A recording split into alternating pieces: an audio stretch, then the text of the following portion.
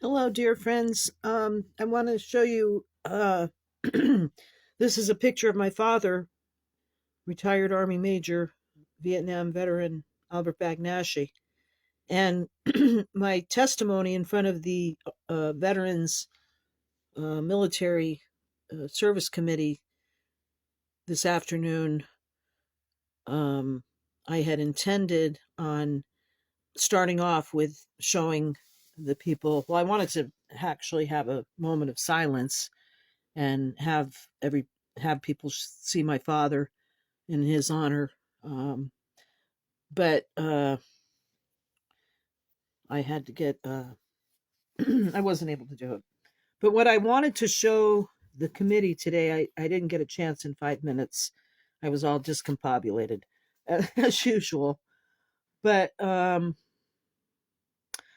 I wanted to show the people some evidence. I'm going to be sending out copies of everything on this, but this is the denial of any type of educational benefits. When I was discharged from the Army in '83, I went and applied for the money that I had put into the educational fund, and I was told that I would not be getting any benefits. They said, "Don't even try." And this was '83, and I said, "Fine." I had already seen why they had how they had treated my father and other veterans, and me. So this is a letter that I received from on June 5th, 2013, from none other than Bernard Sanders.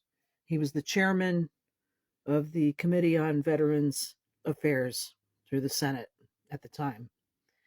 And I don't have anything from either Blumenthal, Murphy, Department of Veterans Affairs, or anything that would even give me any uh, affirmation or encouragement at all. And what I really wanted to show the committee today is the absolute, this is a felony, what I'm going to be showing you.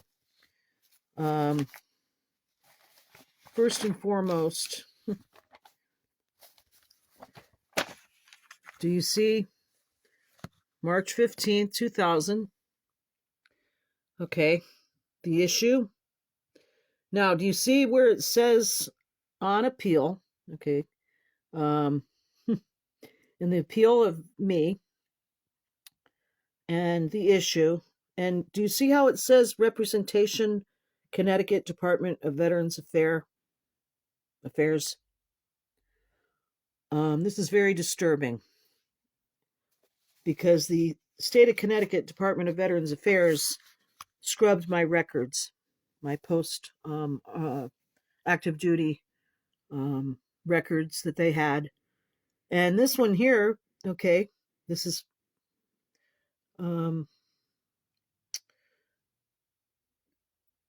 it is from the Department of Veterans Affairs, the Board of Veterans Appeals, and it is to the commissioner. And this was in '98 because they had the state of Connecticut Department of Veterans Affairs, and I have this evidence, obtained POA by referral of the Connecticut Hartford Vet Center. And I want to show you there was another document here that I wanted to show you. But the state of Connecticut Department of Veterans Affairs is claiming that the only document they have with my name on it is a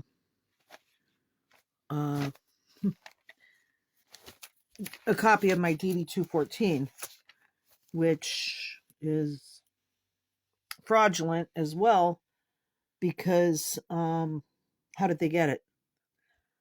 And all my papers all got into disarray, but clearly you can see that the state of Connecticut, there was just tons of stuff here that, here it is. Okay. Department of the Army, enclosure, Donna Moscone, Connecticut Department of Veterans Affairs. Now, this letter I received from the state of Connecticut Department of Veterans Affairs. This was sent to me while I was living in Utah. I moved out there in 2016. This was referencing a change in the Department of Defense Secretary 2014 directive.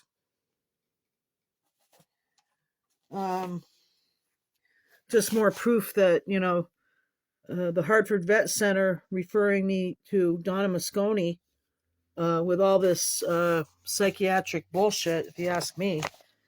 And then Donna Moscone and the Vet Center and the VA has done nothing but screwed me ever since. I want you to check this out, okay? Anybody who knows anything. Do you see these dates on 04/09/83 to 04/10/83? Go back in the calendars and find out that that was a Saturday and a Sunday. They claimed that I was AWOL from permanent party. You can't go AWOL from permanent party. I didn't have an attorney. I was sent to the stockade, as you can see, the last 30 days or so. But I want to show you too this here. This is something that I was going to bring up today. Do you see? I gotta make sure that you can read this, okay? This is the state veteran service officer, Len Doobie, in the city of Torrington. Okay, Len Doobie was a very honorable, respectable man. He knew my father. In fact, he was the one who orchestrated the military salute for my father when he passed away in March of 04. But Len Doobie was the only one who ever tried to help me. And you can see the date here, 06 October 2011, referring me to the system. You must get into the VA system. Good luck, Len Doobie. But he looked at my DD-214 and he was shocked. He said, I've never seen anything like this. Somebody going from an E3 and within less than 2 months, you're brought down to E1, court-martialed and kicked to the curb. There's no protocol for it, but what the people are going to end up finding out, a lot of things, is that when the state of Connecticut Department of Veterans Affairs decided they were going to scrub my records that they obtained from having established POA, as my service organization. And no other, the damage that they did, bringing the case all the way to the BVA with absolutely nothing, bringing the case in front of the Army Discharge Review Board with absolutely nothing. But what's going to be really shock everybody is the private attorney that the Vet Center also linked me with, a man out in Maryland. And everything that they talked about with on today's hearing was applicable to really very, very gross wrongdoing by this Keith Snyder. And he took over power of attorney and was supposed to take things also to the Discharge Review Board. After the state of Connecticut DVA failed, he went and got all of my records from the this is that bad guy. Okay, this Keith Snyder dude, bad guy. So he obtained all my records, and he's manipulated very, very wrongdoing against me ever since. He became power of attorney. He was supposed to represent me at the hearing on both the Army Discharge Review Board and then at the VA when it went to appeal. And, power of attorney. Okay. The state of Connecticut Department of Labor in 1995 referred me to the VA. Okay. There was a federal employee there. I was job searching, and he says, "Oh, they're helping vets like you now." So, excuse me, for 3 grueling years, I went out to the Hartford Vet Center, and this vet center director, who was also the therapist, manipulated me into signing over power of attorney to both this Keith Snyder, and he opened up a medical. He enrolled me actually in the VA medical healthcare system in '01. And I wasn't even receiving any medical care from the VA up until, 95 to 98, and then 2011.